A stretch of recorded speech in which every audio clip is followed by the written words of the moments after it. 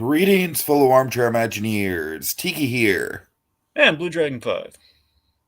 In honor of Black History Month, we like to pay tribute and showcase the great defining Black characters and the figures the world has come to love. This year we're honoring an actor we recently lost who famously paved the way for Black excellence in Hollywood, the great Sydney Poitier. To do it right and see him off proper, we're highlighting four of his iconic his iconic contributions to cinema. So, without further delay, let's explore the history of Guess Who's Coming to Dinner Yeah. on Black History Heroes. Okay, Dragon. So this is one I saw this in high school. I don't know about you. This was I think I saw it a couple times in high school actually in a couple different classes. It was kind of like one of those ones I've talked about stuff like Doctor Strangelove, Monty Python and the Holy Grail, and this was another one that was kind of just like on rotation. It was just like a very it could be applied to a bunch of different topics, to filmmaking, to writing, to obviously to history and race relations and all that.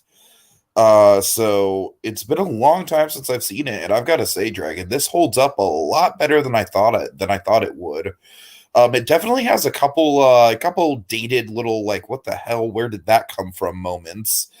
But other than the weird like one-off kind of moments that we'll get into, and there's only a couple of them, Dragon, I think this is just a fantastically tight knit little drama that we've got going on here. I mean, I really think it's I think the genius of this movie is how they paint a scenario where absolutely no one is the bad guy. You really do see all the different sides of it.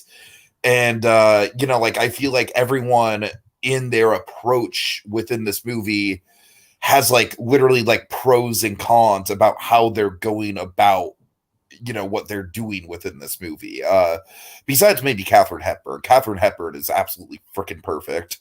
But it's like when you break it down, it's like John Prentice, he might be I mean he's the perfect man in a lot of respects, but he's also maybe just a little bit too eager to get that blessing, to the point of kind of going behind his fiance's back with it. And Joey, of course, is very loving, but also very naive and in a certain way. And then Spencer Tracy, he's mostly just afraid for what the future might hold. And it's this great kind of push and pull, back and forth dynamic. I was really compelled by it. I think it holds up a lot. Let's just go ahead and get into it. Well, I mean, I had some thoughts too, but we could. Yeah, obviously, I'm saying let's get into it with your thoughts. Gotcha. So, such a strong yet understatedly simple film that absolutely tremendously holds up. I mean, I think it's a testament to the strength of performance that Poitier just demonstrates as being like the linchpin in the engine that's kind of driving this film. But also, Spencer Tracy, he went all out. He went all out on essentially kind of a career high note with this. I feel. I mean, this is a big movie for Tracy for many reasons. I feel like the scenes that he shares with Poitier, they're so magnetic, and it's very much like a passing of the torch of Hollywood, of generations in Hollywood, just captured on celluloid flawlessly. I love that component. I always love the power of these scenes, man. Totally. I mean, the fact that that 8-minute monologue is literally like the last time Spencer Tracy ever acted on film, and then he was dead like 2 weeks later. I mean, it's chilling to think about. That's what I'm saying. That's like the haunting kind of thing about it. But it's like, my God, it's like we always hear like kind of actors dying with their boots on, but never like this. Right. Yeah.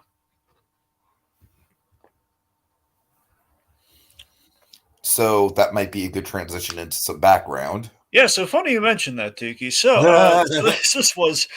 was directed by the great Stanley Kramer, who is known not just for his directing, but his producing as well. I mean, there's just a litany of classics just in terms of his directing. He did On the Beach. It's a mad world. I think it's Four Mads. I think that's right. um, and Home of the Brave. So let's see. Here's so essentially what happened was the roundabout way of saying is so after Kramer worked with Poitier on the Defiant ones, which we may or may not be getting to at some point. Just going to throw that out there. He absolutely, like I think the rest of us in the audience, loved Poitier. Like, I got to do another movie with this guy. So essentially, he wanted to do a movie that didn't play into stereotypes like so many other movies. That kind of combated the stereotypes. And particularly combated the then at the time outlawed interracial marriage ban. There was like kind of like an anti-interracial marriage, and honestly, I think in kind of provisos like, no, we don't want any relationships. We definitely don't want any marriages. We don't want any mixed relationships. No mixed children. None of that.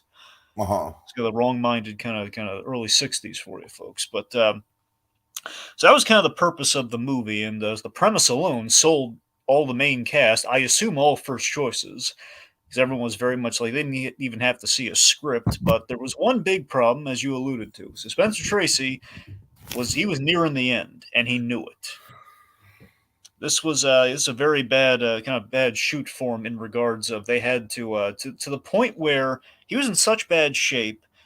The studio wouldn't insure the man. Like, he couldn't pass the physical. Like, they just literally could not insure the man. So Katharine Hepburn, who at the time he was dating, I believe, I don't think they were married. I think they were like pretty much like common law married. I want to say was the deal there. Like, they just I'm didn't not tie quite them up. sure. Yeah, because I know they both lost the spouse and then they met each other and they were with each other until Tracy's ends. That's all I know. It never says like another spouse. I mean, every time you look it up, it just says last partner. So I can only assume it's like common law or something.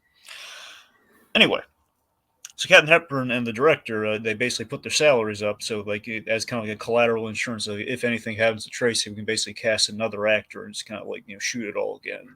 The studio won't lose any money. So that's what happened there. They were very careful with the scheduling, with basically so making sure the actor was comfortable and everything. And again, it was like right to the finish line because, as you said, passed away 2 weeks after filming.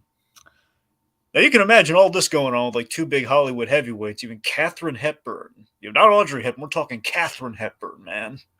Mm-hmm. And Spencer Tracy. The man for whom without we don't have the Carl Fredricksen. We need Spencer Tracy in this world. Poitier was a little intimidated, as I think anyone would be. Famously, it is rumored that I think it's been confirmed by him or some family of his that. Many scenes on the set, he did not play against them. That's why there's some cutaways in certain scenes where probably the first days on set he was really nervous before he warmed up to them, and he basically played the chairs. And I'm sure this, the empty chairs they would be sitting in on the set, and the director basically reading the lines off the camera. And so I assume Tracy would be getting rested at this time while he was, he wouldn't be complaining. He's getting rested. Uh-huh. And again, this is basically, I'd say, in Poitier's career, this was the big leagues film for him. I'm not saying it was like the first role or the first starring role, but this was a major film. He's up against major Hollywood heavyweights. This is the one that really kind of launched him into the stratosphere. 1967 was the year of Poitier in many ways. 1967 it was yeah. It's kind of like how Jim Carrey had 1994 in the bag. It's kind of like that. It's pretty similar to that, actually, now that you mention it. All right. All right, Dragon. Yeah, I'm a little scattered here. So where do you want to start? Well, I mean, just for simplicity's sake, I mean, I do want to hit on the opening. I think the opening. So what do you think of that song? Love the song. I love that the score is built around the song. Totally, the Glory of Love. It's a great classic song, and I love that it sets the tone perfectly. Where we have almost like a. I love that it starts as almost just kind of like a jaunty kind of like sing song. It almost feels like a sitcom opening or something like that. It's the casual '60s charm of look at us, we're flying, and things are kind of right on the surface before you see the dirty looks in the mirror. But then, of course, by the end of the movie, we have that song kind of playing like as Spencer Tracy's having his "Well, I'll be a son of a bitch" moment, and it's just like the song is just kind of completely like transformed. Yeah. There's a strong emotional undercurrent with the song, and it does very much kind of permeate. It kind of foreshadows at the top, but absolutely permeates the film entirely when you get to a moment like that by the end. Of course, we basically end kind of the opening with the big, and this was a huge thing for Hollywood. Like this is like I want to say the on-screen equivalent to like Kirk kissing Uhura on Star Trek. This was the big interracial kiss, Mhm. which you'll notice was reflected because they had to play it somewhat safe. It's like, okay, well, we can't show it full on screen. We're going to do it in a reflection shot. So yeah, the '60s aesthetic. Given obviously just given on the regular your affinity for creative kind of attractions and curios and such. The museum hotel idea. What did you think of that? It's fun. It's fun. I mean, it doesn't really come into play all that much in the movie, but it's a Not fun at all. Just concept. we kind of fire the bigoted lady. That's about as much as we do with it. But still, just the I don't know. I love the concept of it's a hotel, but we keep the museum art in the lobby so people will be inclined to Sure, buy it. sure. Yeah, yeah, yeah. The quaint '60s idea. Dragon, this is also like a really fun San Francisco movie. Like, it's not a very authentic San Francisco movie. A lot of it is just like, like map paintings and stuff, but you still kind of get the vibe of the city. Oh, for sure. So I think we do a really good job of laying our premise, really well. It's kind of a nervous meet the parents setup, which of course we've seen so many times. But this is before we even get like a meet the parents to I mean, correct coin me if that I'm phrase. wrong, but this movie pretty much invented that setup, right? I would like to say so personally, but I don't know. I want to say in the olden times you had like more of like the literal like dowry ship and everything. Well, we have to get the okay from the parents in like our kind of our Victorian movies. Uh-huh. So maybe something like that. But this is like the first time, like in the casual setting, you had okay, let's just meet them for dinner. Sure, sure, sure. So again, our premise: interracial couple in the '60s engaged after 10 days. Kind of a cult.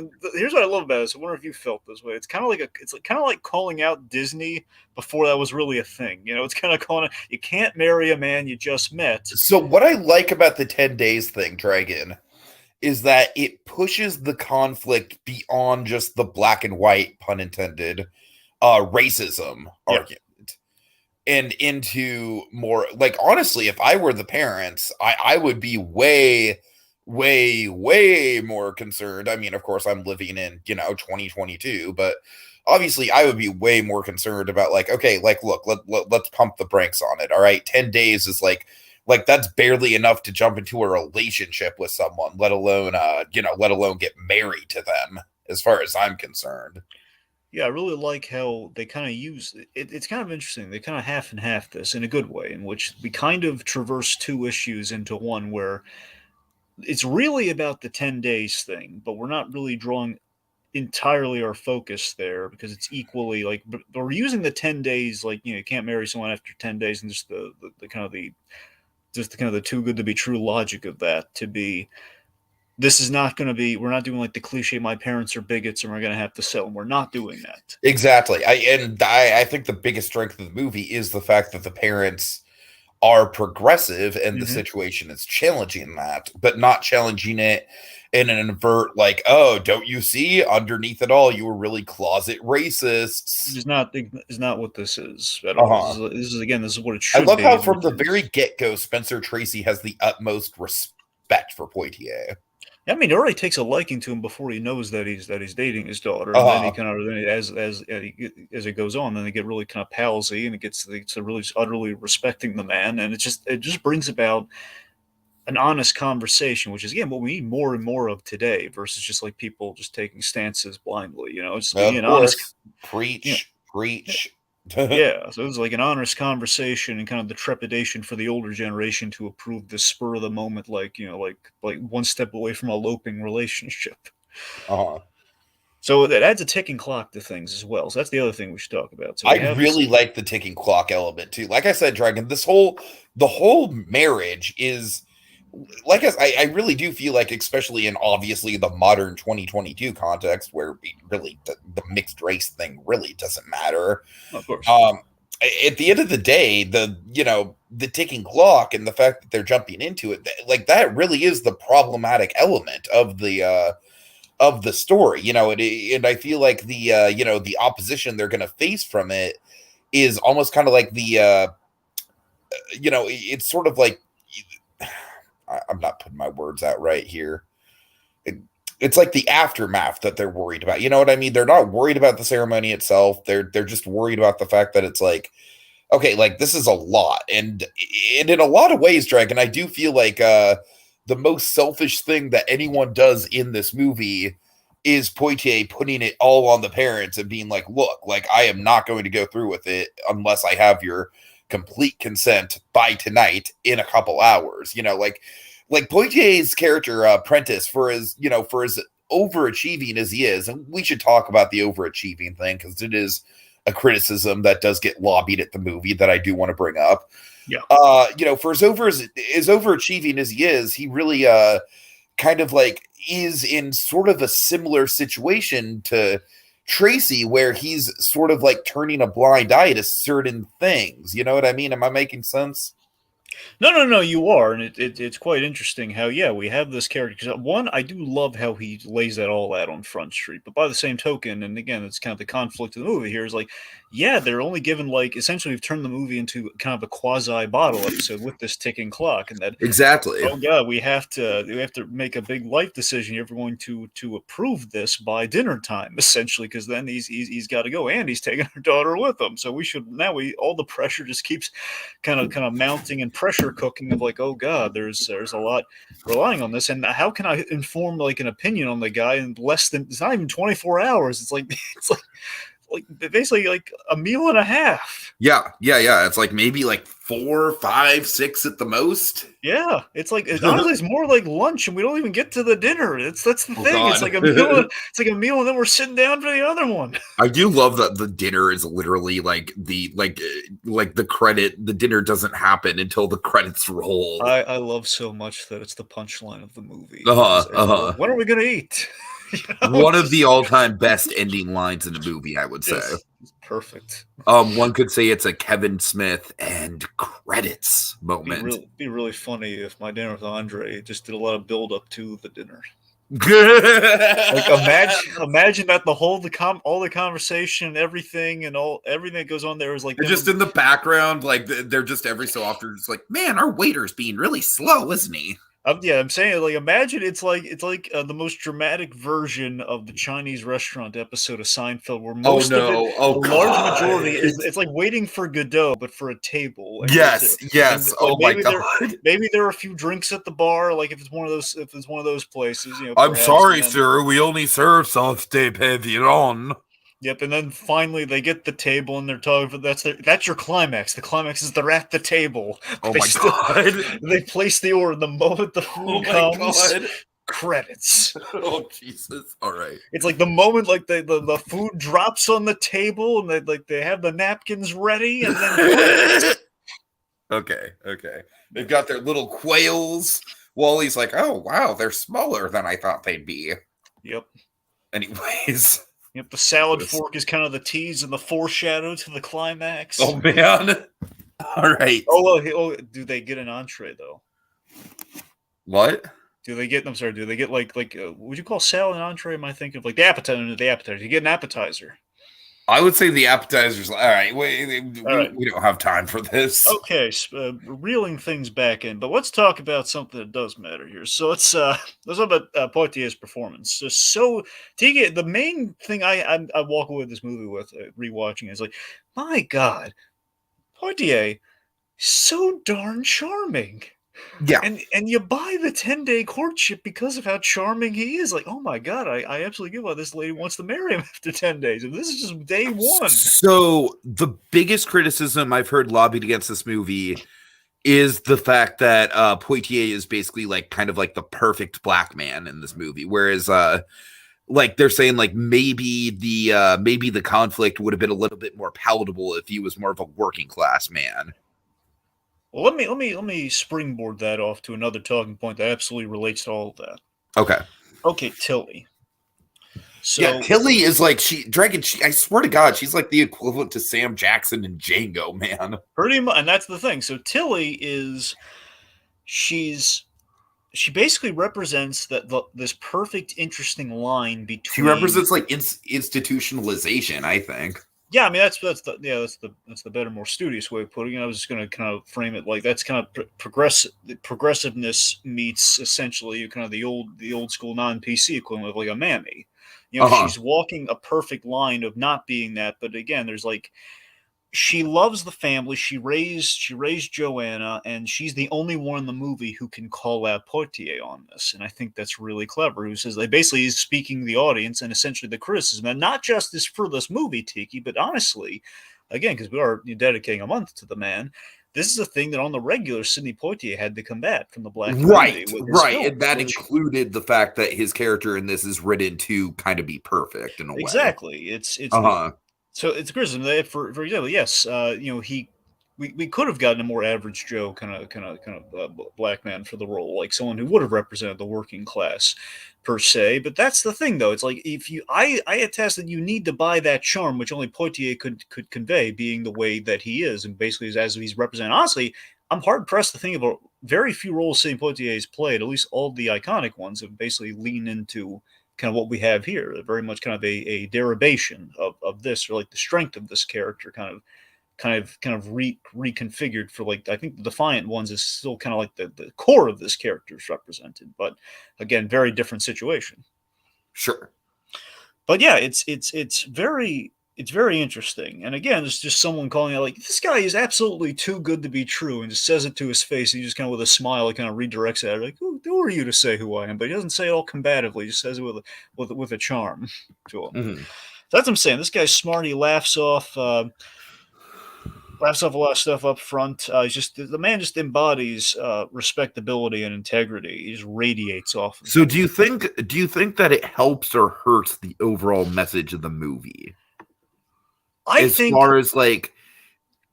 it certainly does soften the conflict. I mean, you're not wrong. Let me this way. I don't think you're wrong, but I don't think the movie is as good as it is if Poitier is not playing. Well, let's just say, honestly, I think it's Poitier entirely. Like, if he's not in this movie, then you have a very different movie. And it's kind of like that. Even if Poitier played it differently, I think he kind of has to be honest with you, Dragon, this is a movie where you take away any one of the four leads, and it's a completely different movie. That's what I'm saying. I mean, that's by the way, on that note, I want to address that. I believe this is one of the rare times where Best Actor, Best Actress, Best Supporting Actor, Best Supporting Actress all got nominated in this movie. Right. I remember the nominations. I know Poitier has won an Oscar. I don't think it was for this film. Do you remember? I'm pretty sure it was for In the Heat of the Night, but we'll definitely have to go back and fact check that. It doesn't help is like all these movies were in the same year, folks. I'm just going to warn you. Right. Like, you know what's funny is that I'm pretty sure that this year, as far as the Oscars go, In the Heat of the Night was very much like the front runner, and Guess Who's Coming to Dinner was kind of like the quirky indie dramedy. Yeah, you know what I mean? Like indie then, but yeah, it's like, I mean, honestly, fucking Dr. Dolittle was the real like weird outlier of that year as far as Best Picture nominees go. Right. So, but that's the thing. I think he absolutely has to play at this. I think we absolutely need him to. I think because we get our. Let me do it this way. I don't think we get the best scenes in the movie without kind of our. For example, we don't get my favorite scene in the movie if he's a working class black man because he has no conflict with his father. That's my favorite. That's totally fair. That is absolutely fair. So that's my defense, honestly. And also, we don't get the conflict with Tilly too. And I don't think we have necessarily as much common ground because we set up the. I don't know. Did you catch what Joanna's parents do for a living? Did you? Because they seem to be important. They seem to be well off. Yeah, Matt's a newspaper editor, and right. And Christina's the museum curator. Gotcha. That's the thing. I don't know. Yeah. It's kind of like I think it kind of puts them on their level of kind of like a studious kind of call. That is true. That is true. Yeah. All right. Let's see. Okay, where was I? How was I going with this? All right. Okay. Yeah. So. But also, I love that. Honestly, the moments that kind of charm the heck out of me. I love how the little playful and romantic bits, like he gets the chairs every time. Like when the mother's about to sit down, and grabs a chair. He pushes. It's this little bit, Tiki. It's so silly. Oh, it just delights me so. It's when he's in the museum hotel at the top, and like before he leaves, he pushes the button to turn off the statue he turned on to see. Oh man, that's what I'm saying. He does that with like a big old smile on the floor. It's like yeah, politeness. Hell yeah. That's what I'm saying. He's got so much charm and class, man. It's delightful. He's so delightful. Yeah. That's what I'm saying. Um, All of that contributes to you buying the ridiculous. I mean, then it wasn't as ridiculous, but now we scoff at it nonstop with the Disney movies of like, can't 10 days? That's ridiculous. But like, no, I buy it, man. Yes, Poitier, I absolutely buy you marry this man in 10 days. I get it. yeah, it does very much seem like, and I like that Poitier is the character that is probably out of anyone besides the fathers, he's the one that has the most reservations about it. Yeah, and Like he again, like probably has more reservations about it than the mothers do. he does, and I love something with the 10 day thing that really I think people kind of may have forgotten over time, but it's on the rewatch. It's just really again I'm making life. He's so darn charming. Of course, you marry him in 10 days. But on a serious note, I love that we have a really great element of his backstory that we talk about. Now, we don't get like a whole bona fide on the guy. We mainly get to know him through his parents, but we do get one detail that I think is very key. We learned that he lost his wife and his son in a train accident. The man kind of shut him off from everything until and so he said to his mother later in the movie, like I didn't think I'd like I'm alive. I feel alive again. It's like I Right, just right. that's why like I never imagined I'd be entering into any sort of commitment like that. But she brought it out in him. So that's the thing that kind of I think legitimizes a lot of And that. I If can absolutely buy that with him yeah, for sure. I think that's a really good character beat. absolutely. I So and also again, like the fact that the age difference, like, is it really like the parents have enough respect for Joey to, you know, to respect her decision in that regard, and there's nothing like there's absolutely no indication of like, oh, he's a predator, he's preying on a younger woman or anything like that. You know what I mean?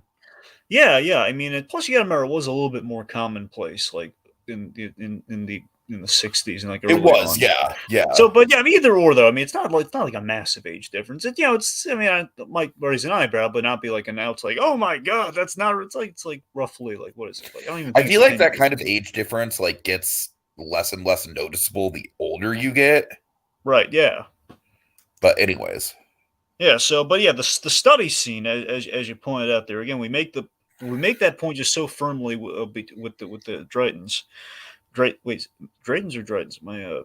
I think it's Drayden. No, yeah, it is Drayton. Sorry, I just want to make sure I. Yeah, I'm looking at it in print right now. I was like, yes, Drayton.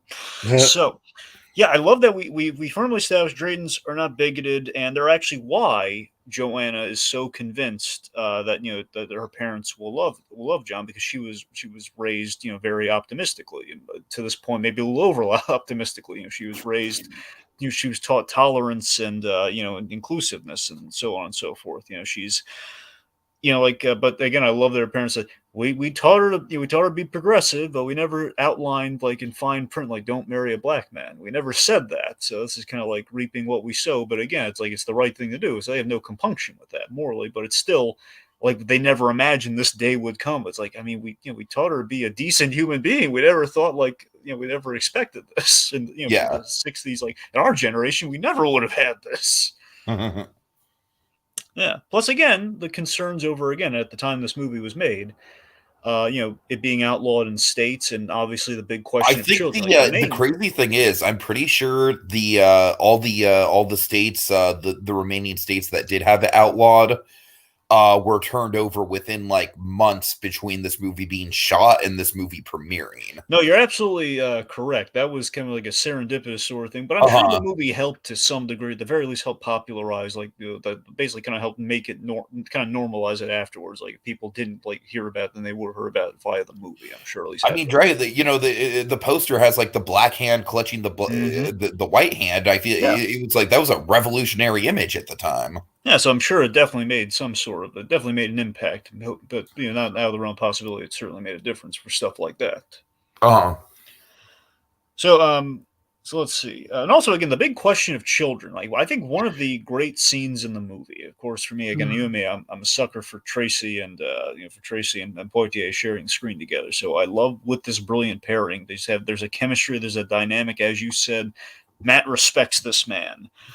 Um, And again, it's complete opposite of the usual father-in-law or prospective father-in-law or girlfriend's fathers instantly like, no man is good enough for my daughter. Like hates Totally, everyone. totally. Yeah, yeah, yeah. We don't do that at all. Again, they were besties under the It's misunderstanding. almost like the conflict is like society is not good enough for you two. Essentially, yes. That's a good way of putting it. Essentially, it's the again, it's like, again, as I said, like during the misunderstanding of like, oh yes, hello doctors, oh the doctor's here, doctor, is someone sick? And he's like, Right, right, nice one, right. Yeah. and everything. I just love how he calls out like, well, sir, you see, we have a problem. We both do. As he kind of spins it the whole like, the problem is, I love your daughter and she's fallen in love with me. So the best scene in the movie was one of the great exchanges between these two, I should say.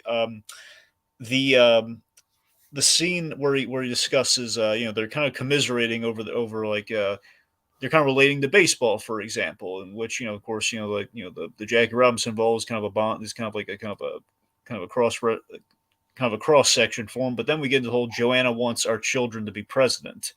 Right. So what do you think about that? I'd tell for Secretary of State. I think that line kind of strikes the perfect balance of the guy's clever and aloof, but he also he spins that into a practical grounded response. Uh-huh.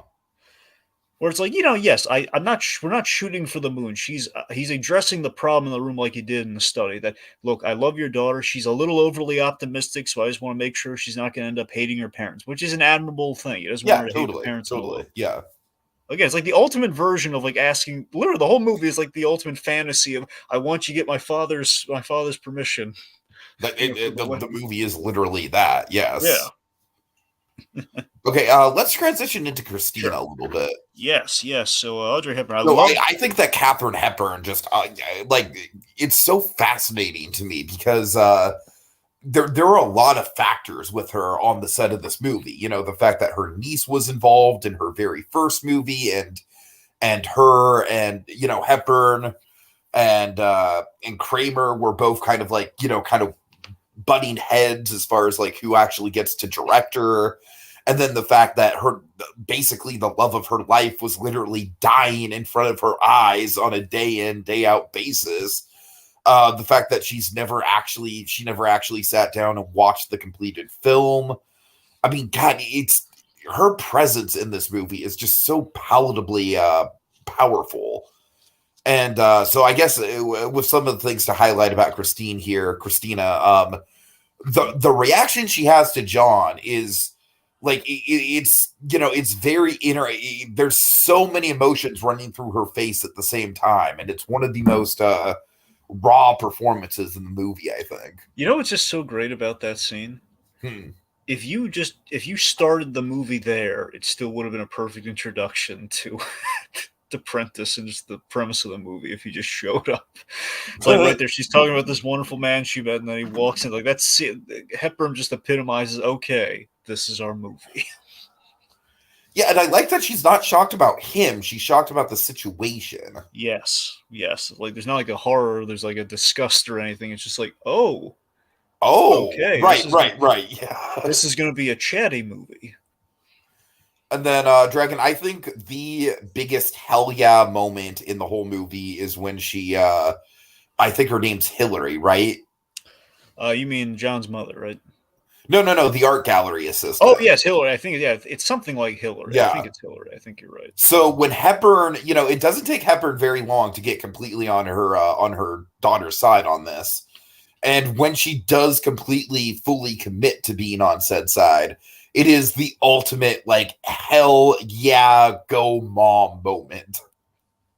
Yeah, I love how when she like writes the check out, like, okay, here, take this check for, like, I think it was like, was it 500 or 5,000? Like, I think Something like that, it's like yeah. an equivalency thing. It probably would have been 5,000 today. I think it was 500 then. However Right, much. right.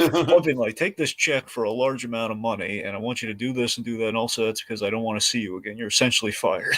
Because it's just so politely and just so like, like, It is like the most politely passive aggressive, like, fire exchange, Dragon. I love it. Yep.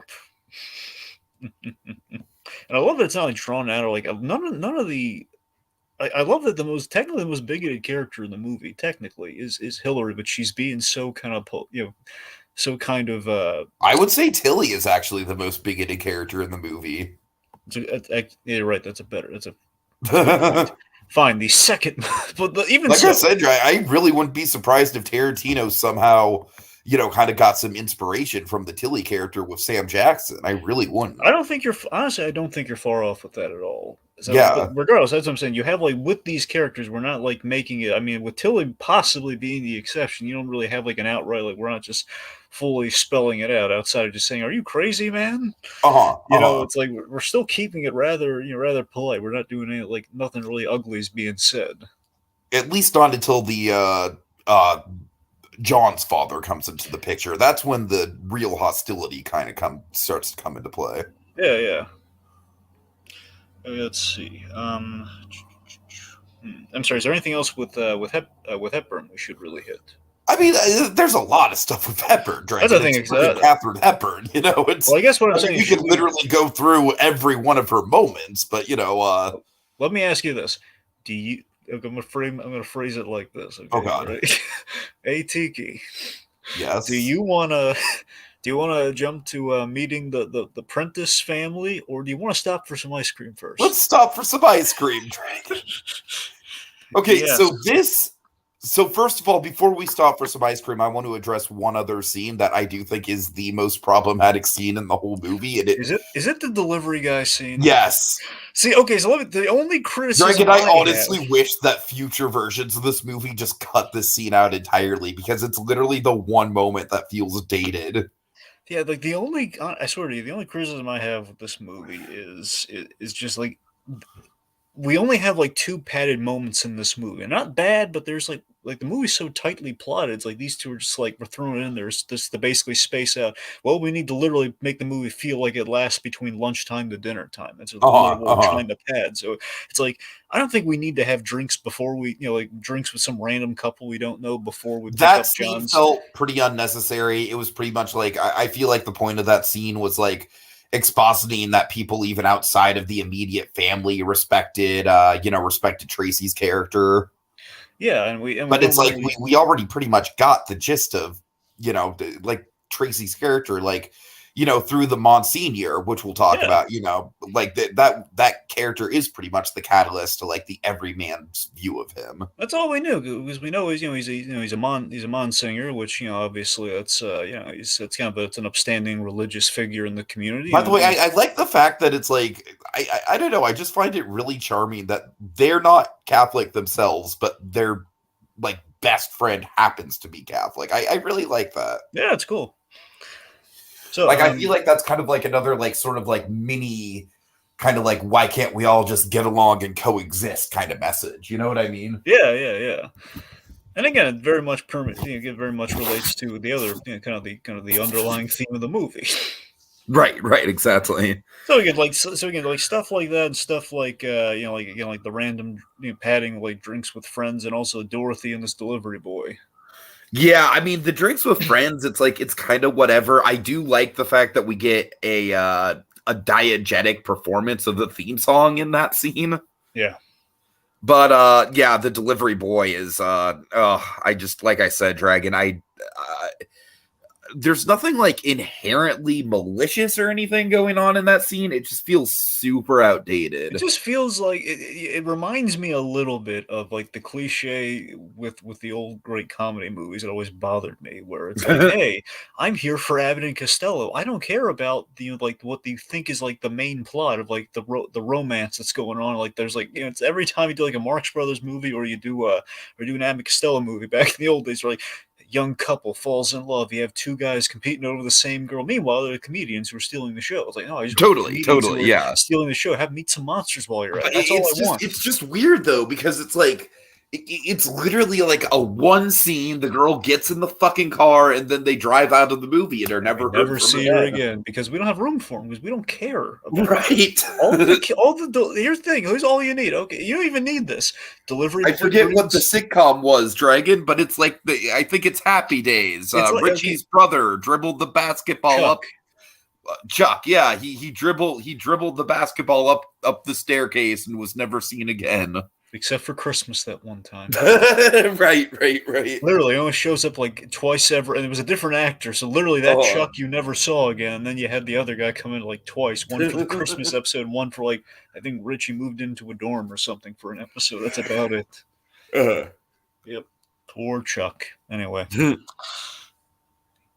So yeah, I think we can all agree that is the worst scene in the movie. Like, all he does is bring the meat. He brings like the steak, or do they have steak? Yeah, you remember? Yeah, I think it's steak. Yeah, it's steak. Yeah, I remember because Tilly makes a big deal about it later. Like she's like, "Oh, now you want 2 more steaks?" Yeah. Tiki. Way, we probably shouldn't be doing Tilly impressions. I'm just saying. Well, just realized that as soon as it came out of my mouth. Right. Well, more so. Also, folks, we probably should have led with this. Dragon, what are we? Well, Tiki, just a little disclaimer late in the game here. The best way to describe Tiki and myself is we're the 2 whitest white men you'll ever meet. We're whiter than David Hyde Pierce skiing. Yes. Which now is more timely than ever, given the Olympics. Oh God. Seriously, can you imagine if David Hyde Pierce randomly it's like an exhibition or something? He's just skiing. And we'd have the perfect clip to demonstrate. Like you see, folks, this is how white we are. Yep, you see that? No, you don't see it because it's completely blended in, and that's us. Okay, that's us. That's always been kind of like the gag of Black History heroes is that we're not here to speak with this about these subjects with like actual authority. We're more here as kind of like representing like the everyman who was affected by this media from the perspective of the simple common white folk being affected by the media. Yeah, we're kind of like the everyone can cook, only everyone can talk about stuff. Sure, Dragon, let's go with that. All right. Anyways. All right. Anyway. What? Anyone can cook, anyone can commiserate. Why not? All right. You're not wrong. All right, okay. So, anyway, so speaking of skiing and things that are cold, let's get to So, Oregon Boysenberry. Yeah, so I forgot. Yeah, so it's Oregon Boysenberry, right? Which is weird because Boysenberry's literally originated at Knott's Berry Farm, Dragon. Really? Yes, that is where the I think they're a cross between raspberries and another fruit. And it's one of those things where they just kind of the berries grew close to each other and kind of cross-pollinated. Oh my God, it's symbolic ice cream. Oh my God, you're right. Well, here's the thing. It was already a symbolic ice cream. No, it's like I literally didn't realize that until you said that. But yeah, you are kind of right on the money there. Now, mind you, I already had a little bit of symbolism with the ice cream, but I didn't go that deep with it, though. I didn't know about this whole cross berry. Dragon, I am passionate for boysenberry ice cream in particular. Like, people at Knott's Berry Farm, they'll go nuts for everything boysenberry. The boysenberry punch is absolutely delightful. I wish I could drink nothing but boysenberry punch. But the boysenberry ice cream, Dragon, I mean, that is where it's at. So I am with Spencer Tracy here as far as like being a fan of this ice cream. So again, the main point I took from the island, here's the thing, you probably, well, wait a minute, you're complaining about like the meat delivery and yet you're fine with the ice cream scene? Well, no, there's a lot. I am totally fine with the ice cream scene, actually. Yeah, there's a lot. Plus, I mean, you have some. I think the ice cream scene really represents like the generational divide in the movie more so than any other scene. Maybe it does. That's what I'm saying. There's a lot more to the ice cream scene than just like we're not just padding the movie. Like we're kind of learning something. We're kind of taking. No, I think that the bar scene pads the movie way more than this does. Exactly. So I mean, do you need it in the grand scheme of things? Probably not, honestly. I would attest that we do actually need the. I'm going to get to why. I think we actually do need it. So first off, again, the thematic crux of the ice cream scene that we had before the boysenberry facts you laid on and made it even better was that it's basically the whole like this is the ice. I want the ice cream I tried last time and it got something new. It's like I like this. It's kind of the whole try new. Yes, for sure. So that's the main thing. And I don't know. I really what I find so charming about this scene, Dragon, is Spencer Tracy is like charmingly out of touch with how to interact with young people. Yeah. And the waitress is being like super patient with him. You know what I mean? Yeah, exactly. Like she's kind of helping him figure out like what the ice cream. Yeah, like I love the moment where he calls her over and And he's like, "Oh well, this isn't the ice cream I ordered, but I but it's liked it very though. good. I like Yeah, it." yeah, it was delightful. But then, of course, we run into the other side of the coin with his interactions with the younger generation. So This guy Tiki, is over the fucking top, Dragon. This whoever this actor is. yes, he is. Yes, he is. So, You stupid idiot! I just love how it's like right immediately when it happens, he just starts like just fucking like wailing on the steering the wheel. the analogy I have for this encounter is it's like '60s Curb Your Enthusiasm. Oh, totally. And again, It's funny that you mentioned that because I absolutely got that vibe. Yeah, because literally, like he's being very accommodating. It's like every time Larry David gets to an accident, he's very I much could like, absolutely see Larry David being in this exact situation. and of course, Yeah, here's $10,000. Go buy yourself a new one. exactly. In this case, well, again, today, absolutely 10,000. Here would be like it's $30 worth of damage. Here's 50. But yeah, so what I love, I think I would necessitate the story point here that we absolutely need is that crash because, as you said, demonstrates the generation gap, which is important, but also it's smartly and not over the top or ham-fistedly. It just we have a dicey racial encounter at the drive-in compared to like the A very racial very encounter where we're on that side. exactly. Yeah. So and like the drivers, it's not like in traditional like we're not spelling anything out, but it's just kind of in general it's the tone of the scene where like the driver's making a scene and he's insulting him unnecessarily, call him an old man, telling him he needs to be put in a home. Which again, if we did like the cliche thing and made we made Matt bigoted, he would have said nasty things to him, which obviously that didn't happen. So we're playing this really smartly. So I just love, and again, the reason I think we need this scene absolutely is I love that we have that, and this transitions us into essentially kind of our. I guess you'd call it a low of lows because pretty much we have like the answers being kind of broadcasting I mean, gossip this around movie the is house. very much like My Dinner with Andre in that Yeah. you have to find the act breaks within the conversation. So I mean, I guess to me, I guess I'd say the low of lows are kind of like the down, kind of the downward slope in terms I of would kind of say the low of lows would be Matt and Christina's argument. Yeah, it sounds better. That's what I'm saying. There's basically I made it a little broader. I think I think you probably have it right hitting that exact bit. I was just saying pretty much everything from kind of that space on. We're basically that to like the Monsingers, like when word gets around the house that oh man he's leaning towards no. That to me is like the low of lows. Like it's like broadcast all around I the would place. say the moment would be Christina's whole I never thought to get to this point, Matt, but when your daughter fights you on this, I'm going to be on her side. Oh yeah, you're right. That is the moment. That is the low of lows, Dragon. Oh yeah. Yep. All right. All right. So, do you want to talk about the Monsignor at all? Yeah, I mean, let's get we him in there. kind of brought him up a little bit. Not much to say on the guy, but let's talk about him. Yeah, I feel like out of everyone in the main cast, he might be the most expendable character. But what I do like about him is that he kind of represents like a mutual party who's, I don't know, he might be a little bit too perfect. You know what I mean? I don't know. I don't think he drags the movie down at all. I just don't really think he adds a ton to it. I do like that he represents like a very old friend for Matt. For sure. Golfs with him on the regular and stuff like that. I really didn't expect to see him in the movie. I completely forgot about the Monsignor on the rewatch. I knew there was some guy. I knew there was some guy. I had no idea. Oh, the guy who's golfing with. That's the Monsignor of all people. So, I love the conversation between him and Matt. Like when Matt's getting all uppity and he's looking for his socks, he pulls out the whole sock drawer and everything. I love that. It's like a friend who knows how to get under his skin by pointing out how kind of wrong he is in the situation here, and having met Prentice, and he's like, I like this guy. You don't want to get in the way of happiness. What do you do it, man? Right. So again, he's very much kind of again, he's given the religious context, he is kind of de facto the objective third party, saying, "No, this is come on, man, you get on board." Yeah, totally. All right, so let's talk about John. Let's talk about the Prentices, John's parents, John the Prentice parents. They are the title characters.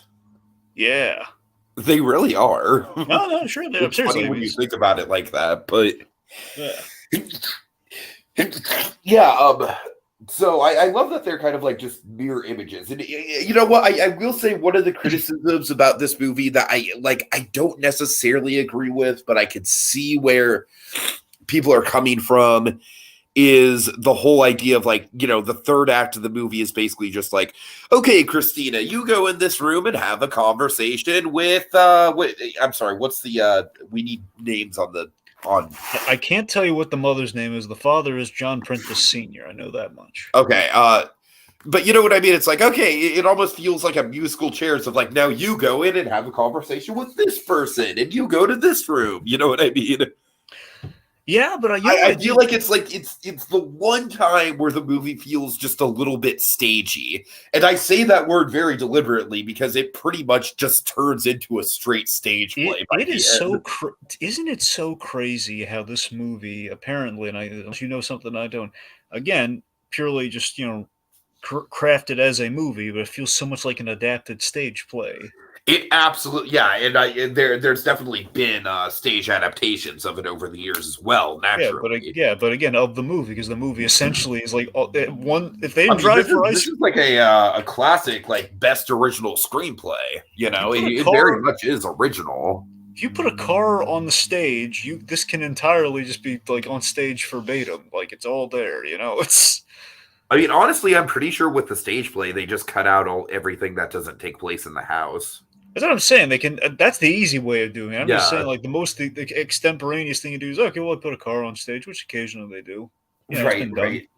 Like the full car, but it's like okay, the actors are in it. They're facing the front way. It's kind of a reprojection on the stage, that sort of thing. But yes, easily can be a stage play. But what I like about that element of this movie is the fact that it's kind of almost like a game of telephone storytelling wise, in which the word gets around the house that's looking like a no, and then we have the parents meeting the other parents, and essentially with the kind of our combinations and our swaps, it all gets ultimately to Matt, who comes down for like the big ruling. So I love that it's John has a scene with his mother, and I forget if John has a scene with his mother first or vice versa. Where point being,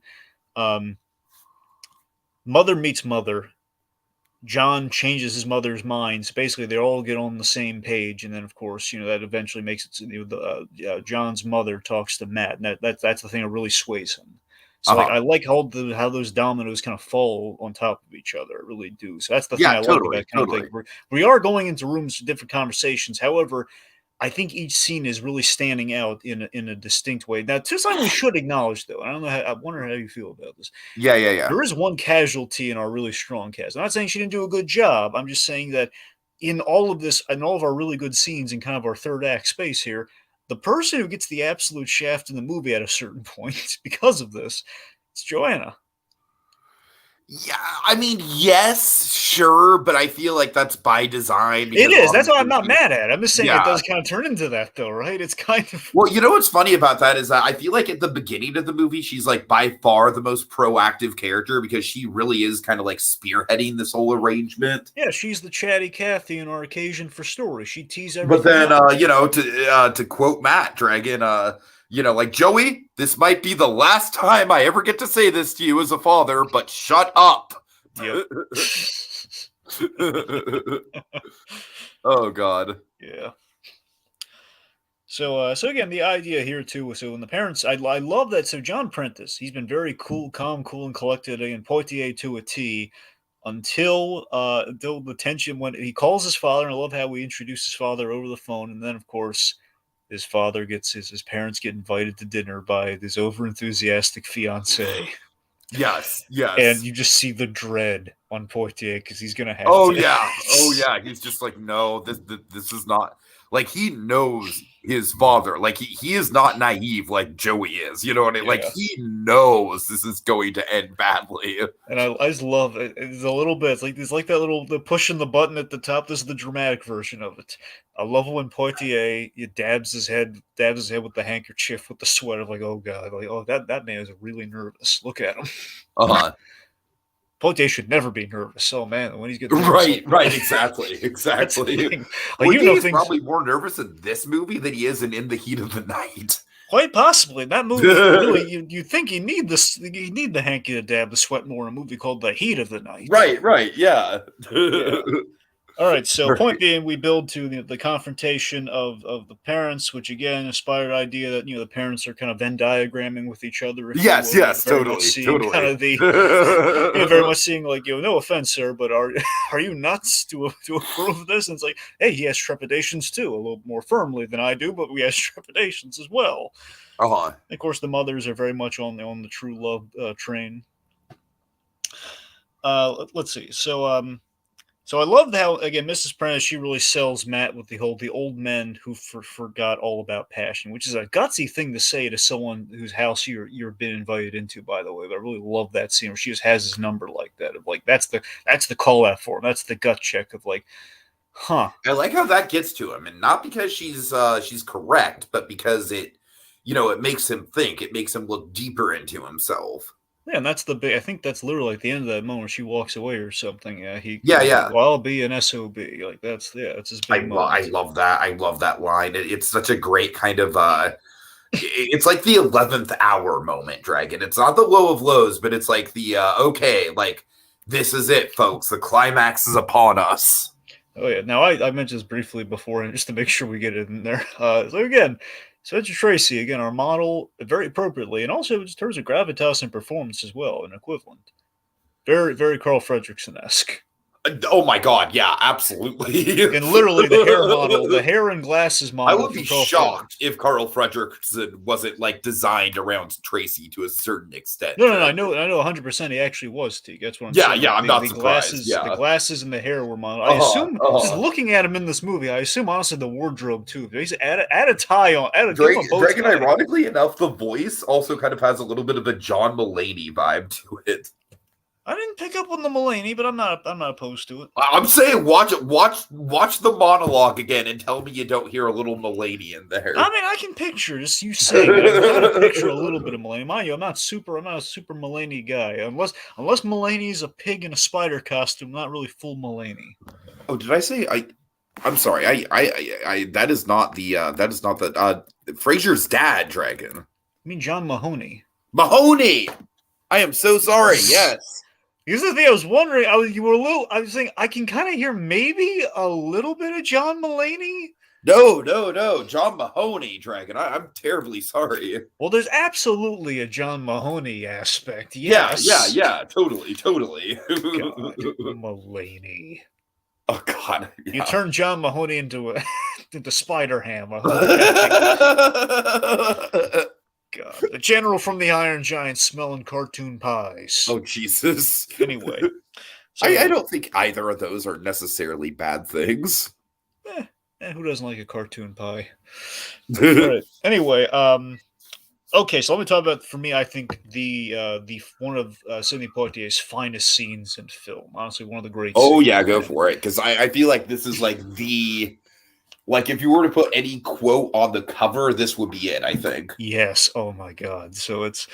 And I feel like it's a good kind of it's a good thesis statement going forward for the rest of Poitier, for the rest of his catalog. So I think this is us really kind of digging in some of our, kind of a lot of the tomes of Black history with Poitier with our theme month here. This scene I feel is like very pivotal to all that. So, for example, I don't know about you, and a lot of people have been saying this, obviously, with all the all the people that Poitier has inspired and really paved the way for. Of course, Chadwick Boseman being the most omnipresent, Of course, in terms of seeing the young up and comer angle.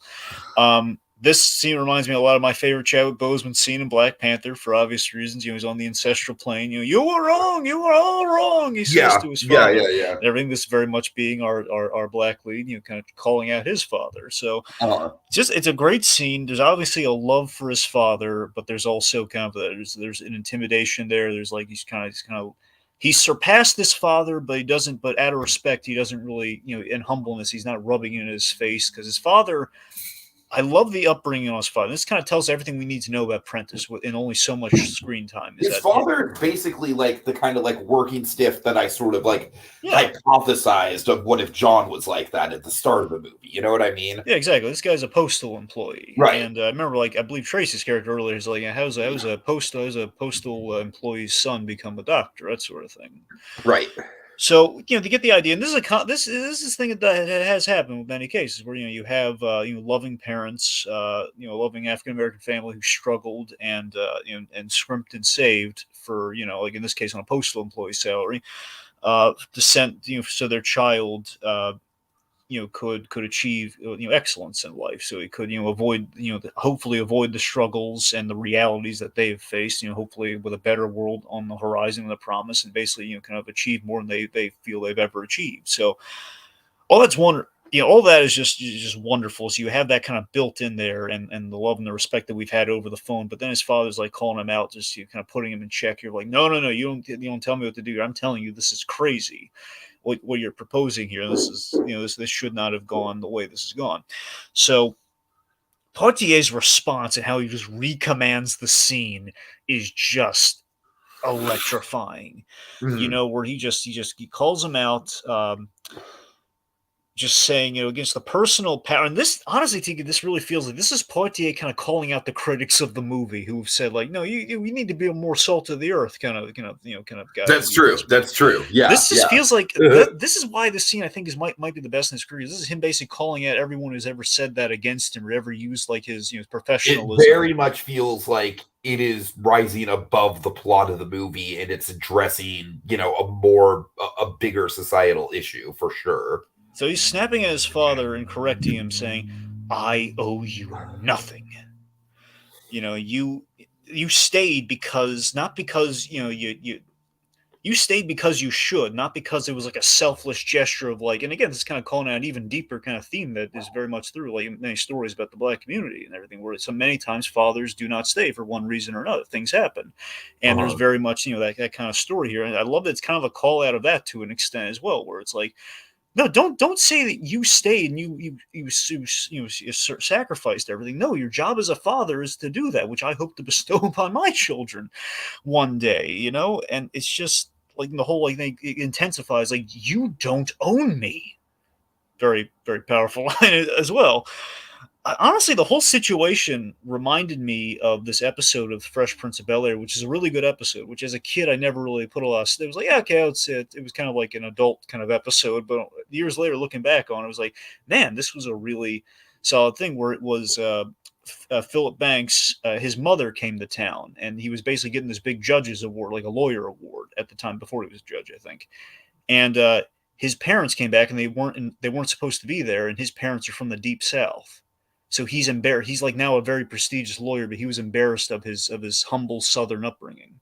Uh-huh. And so it's kind of a little bit of that. It's I don't know. I felt there were like some shades of that here. Like when I was watching, it was like all I was thinking about. Like where again, it's kind of like where ultimately at the end of the episode, Phil like he thanked his parents beautifully in an acceptance speech, absolutely calling out his past. Like so, just there is reverence, but there is like a firmness in this scene of just again, just absolutely Poitier staking his claim as an actor and saying, you think yourself a colored man. I think of myself as a man. I think that's perfect. Like that's your poster quote right Yeah, there. yeah, exactly. Right It's there. like it's everything you need to know. Yeah. And that's who Poitier was as an actor. It's like, I don't want to settle for what the world is. I want to challenge the world for what it can be. I want to push forward.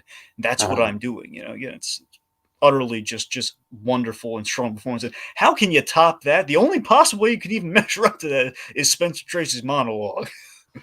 And I mean, I honestly think it speaks for itself. I don't really feel like we need to like go over every detail of it with a fine-tooth comb or anything.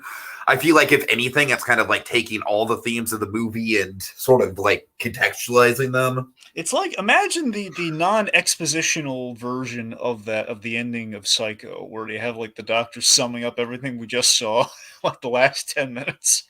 Uh-huh. What if you just, it's kind of like the very the more legitimized version of that. The main thing I want to highlight, not through just the obvious stuff, like you said, it would be, I love how we film this scene. Did you notice how they film this scene where when he's talking about when he's coining what Mrs. Prentice said to him, the whole like, old men forget about passion. He's talking about how much he loves his wife and how much he kind of sees that in the young couple. It's just him and Katharine Hepburn in the scene. That's how it's framed. It's like literally she's on his mind. She's who he's talking Yes, about. It's just the yes, two yes. of them. And I mean this scene is like almost hard to watch, especially for Hepburn, Yeah. because those tears are not tears of like, oh, my husband's coming to the real. Those tears are like, the love of my life is giving the last great performance, and he is probably on his way out after this. That's what I'm saying. That's what's so insanely wonderful and just so bittersweet about this scene where, again, it's like, Tiki, so rarely do we actually see like the final performance. I know. I know, like, it's so macabre, but we always kind of reframe and recontextualize these greats after their passings. Like, this was the last thing they did, and this was the last moment, and such. And sometimes I like to think more so out of respect. Sometimes just like because it's the thing you do. In this case, it's so very literal, and like, absolutely, this is a man like giving his best last performance ever. Like he put all of it on the screen, knowing it's going to be the end, and saying something wonderful about the love of his life, and he'd be allowed to do that through the context of this story. That's wonderful, and again, kind of hits the hallmarks of the film, which again, it's about just kind of like having a conversation about about feelings in the 60s, which is not an easy task. Yep. Okay. Of course, he ends it with that dinner line, which is just perfect. Again, it's the credits line. It's like, when are we going to eat dinner, Tilly? All right. Yeah. All right. So I think that's about it, Dragon. Final thoughts. So for me, Dragon, I just think this movie holds up so well, and I do think it's a little bit of a shame that we have. It's like the perfect time capsule with just that one weird scene with the delivery guy, and it's like it's like that scene is like the smudge on the movie. It's not even like a bad scene, though. It's just kind of a pointless scene. Right. But other than that, I mean, I really do think that this movie is just like flowing with, with great kind of like character motivation. I mean, I don't know. It's like, I love how, at the end of the day, Dragon, I love how this movie, there's no one side to it. You know what I mean? Yeah. Like, it's such a multifaceted conflict, and it's like, and I feel like because of that, because the filmmakers and the writers and everything were smart enough to realize, like, we can't just make this a black and white issue, like figuratively and literally. We can't just make this like racist parents versus the black guy. It's like, this has to be, there have to be like multiple levels of conflict going on here within all the characters. It's a Rubik's Cube of conflict. Exactly. And in that way, Dragon, like, some of it almost kind of like, dare I say, kind of almost comes off a little Hitchcock-esque, as far as like, you are on the edge of your seat just holding on to these people's words. Oh, yeah. So, I am, Dragon, I did not know how much this would hold up. I'll be honest. I did not know if this would feel antiquated. Basically, Dragon, my biggest fear was that more of the movie would feel like that one scene. Right. But I think it holds up tremendously well, more or less. So.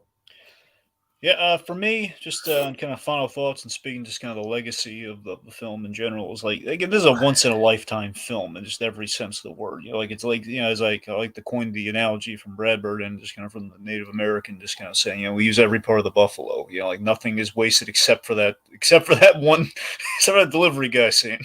I mean, it's more of like the fat you trim off the steak. It's like, well, it's there. Right. Yeah, it's accepted. You do that. It's like when you bite into bacon or something, you got like little bacon bits or some bacon bits. That's what it is. Fair enough. You could have it, but do you really want to? Anyway, so Anyway, so this is the thing that absolutely should be taught in like all the acting classes. Like, this is like the example of something that, again, ultimately is a stage play, just as a film in its inception, of just performances so strong. Like, not a punch needs to be thrown in this film. Not like an argument really has to be had, because it's an intellectual argument, it's an emotional argument, it's conversation. And again, just helped again made major strides in abolishing the ban on interracial marriage, which of course is a huge feather this movie has in its cap. At the very least, the word got out in major ways. Eons better than the remake we got years later. Let's be honest. Oh yeah. Just most. I mean, that one has Bernie Mac, and Bernie Mac is kind of a legend in his own right. But nothing against Bernie. It's a fun. I'm just saying, if you put them side by side, I mean, how do you? Oh, I know. Obviously, yeah. Anyway, look, as much I mean, Bernie Mac's wonderful, but I don't think he's necessarily like I don't think he's giving like a Spencer Tracy monologue. No, Man, he's not, Dragon. He is not. like that whole No. movie hinges on does Bernie Mac learn to dance? If I recall, that's really what that movie is. So okay, regardless, just most importantly, this is a film about the discussion of a dicey topic that's not afraid, and also, and most importantly, the biggest fear I wonder if I think we probably both had.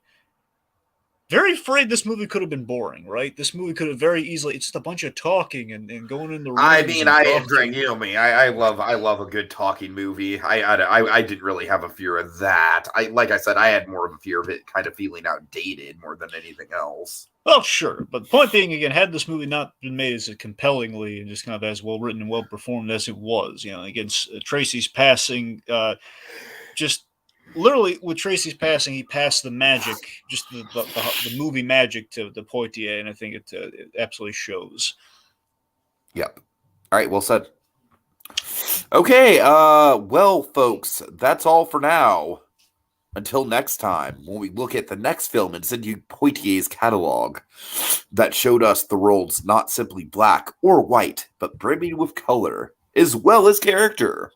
The next installment of Black History Heroes. Oregon Boysenberry. I like it.